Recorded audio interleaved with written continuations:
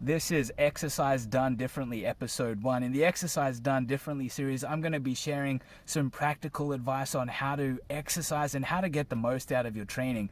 And to start with, in this first episode, I want to show you some of the equipment I use to train myself. And that is, I'm going to introduce you to my car gym.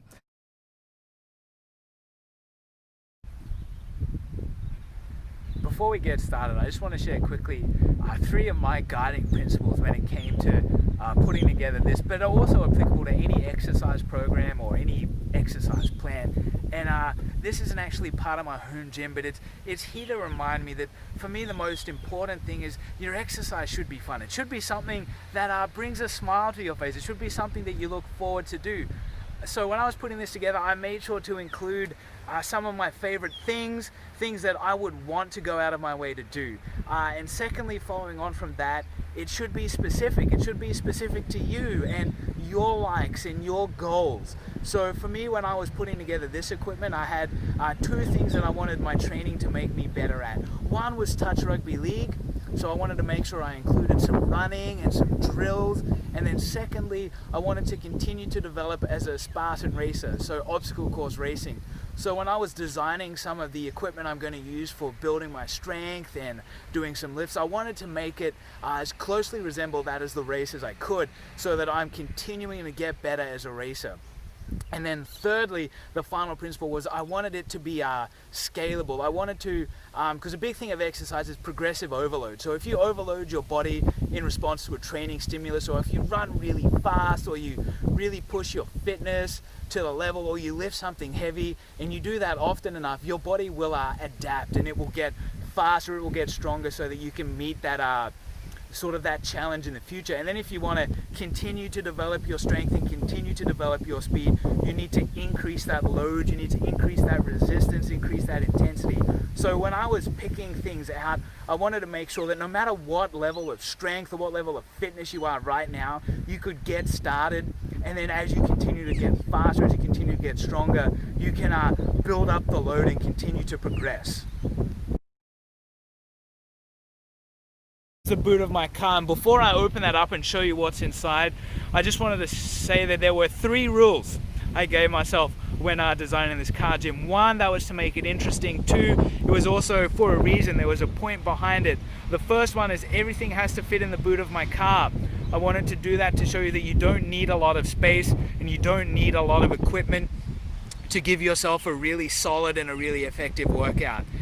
Secondly, I wanted to do it all for less than $100. And the reason I did that was a lot of people say that the financial cost can be a big barrier when it comes to joining a gym. And so I rang around a few gyms to ask them what their signing up fee was, and most of them were about $100. So I wanted to show you that for that price of admission, almost that's sort of just like the buy-in price, that we could put together a really good kit that we could take with us in our car, we could leave it in our homes, that we could use literally anytime, anywhere to give ourselves a really, really great workout. And then the third rule, this was more so to, I guess, stop some cheating. I've got lots of equipment to do outdoor and mobile exercise. I've got dumbbells, I've got weight bands, I've got a step, I've got multiple different sandbags, and I didn't want to use any of that. I wanted to show you exactly what I could get in the shops right now, and to give you some inspiration on some items. You might even have these lying around your house, and how you can start to use those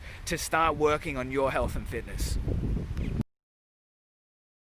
Alright, so first up, my first piece of equipment. If I had to pick only one, I would probably pick this one, because the biggest exercises give us the best results. And this is a storage barrel from Bunnings, 35 liters.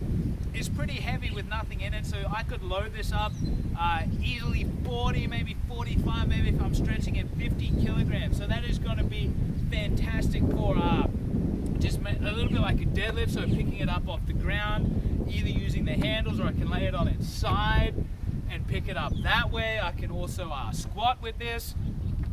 There's so many different options, and I can start at a weight that's easy for me. So I could put maybe 10 liters in to begin with, and then once that's easy, I can build that up.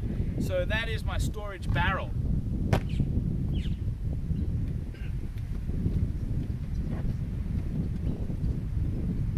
Next up, I have two 10-liter water drums. I got these from Woolworths, and these are going to be fantastic for lunges, which is a nice single leg exercise. You can build up the strength in one leg, obviously alternating, make sure one doesn't miss out. You can also use these for farmers carries, which are a Spartan race obstacle where you have to run up a hill carrying these, or go for a long hike with these, and in that instance you're really working on your grip strength, making sure you can hold on to them over a long distance. And again, because you can empty this out and refill it, you can put it at a weight that is easy for you. So there we go, two 10-liter water jugs.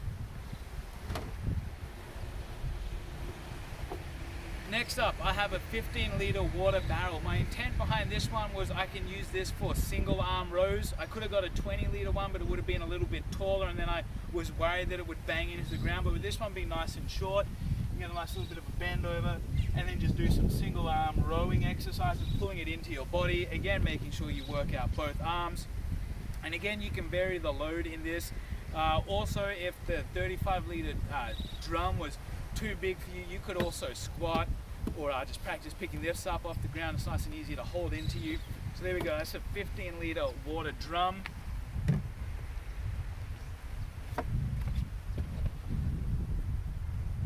Then I have this 40-liter storage crate.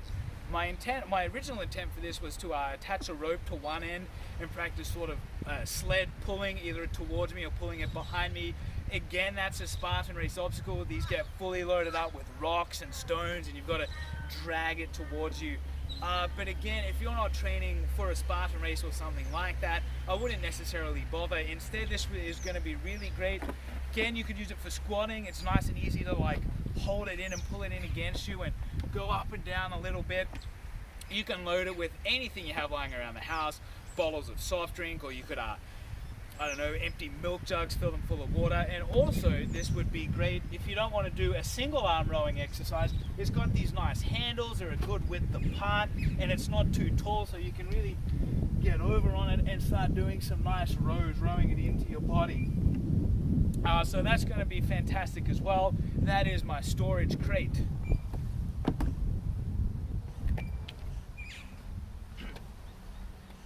Then I've got some PVC pipe with some ways, I guess some lids on the end. Plan is super glue one and find some other way to more permanently attach this, and then fill it full of sand. And this is going to be a great pushing exercise if there's a park bench or something nearby. This will be a nice chest exercise. You could possibly do it single armed, but I would recommend double arm for this one. And again, I reckon fully loaded, this could be 25 kilograms, and that's going to be a really great starting weight. And then if you need to progress beyond that, you can try and find a wider or perhaps a longer piece of PVC pipe, or find something extra heavy to put inside of it. So PVC pipe for chest exercises.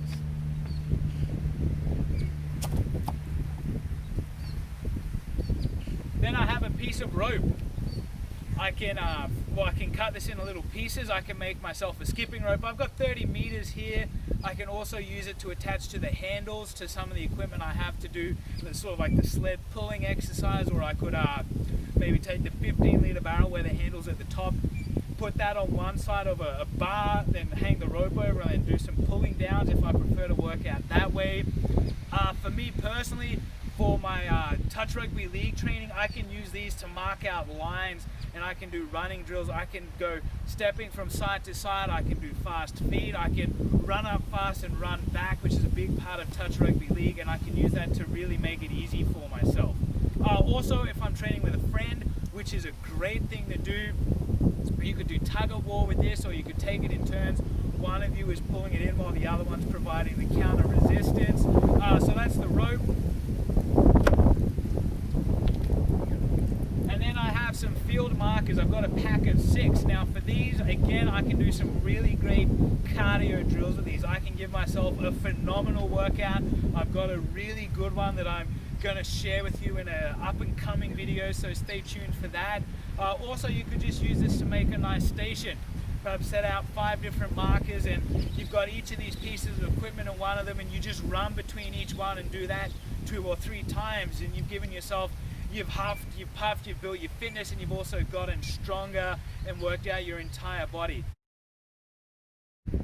Thank you very much for watching. That's an end to episode 1 of Exercise Done Differently, and that was my car gym. I hope you found it informative, perhaps inspiring, and you're going to go out and either get some equipment or you're going to use things you have lying around the house to help you get healthy, fit, and strong. Just to recap the main points for me, exercise should be fun. Find something you enjoy doing, something that brings a smile to your face. Secondly, exercise should be specific. It should be specific to your lifestyle. It should be specific to your goals, your sport. And finally, your exercise should grow as you get stronger, build up your weights and continue to get stronger. And I'm not going to do the math in my head because I don't want to embarrass myself on camera, but I think I'm going to have enough left over in my budget of $100 to include this. Now, this is my football. I bought it at the start of this year, and I have had so much fun with this, kicking it in the park. And not only has it been fun, but I've also been able to use it to get fitter and to get faster, which will help me for my up and coming Spartan races. And it's also made me a better touch rugby league player, a better kicker, a better catcher.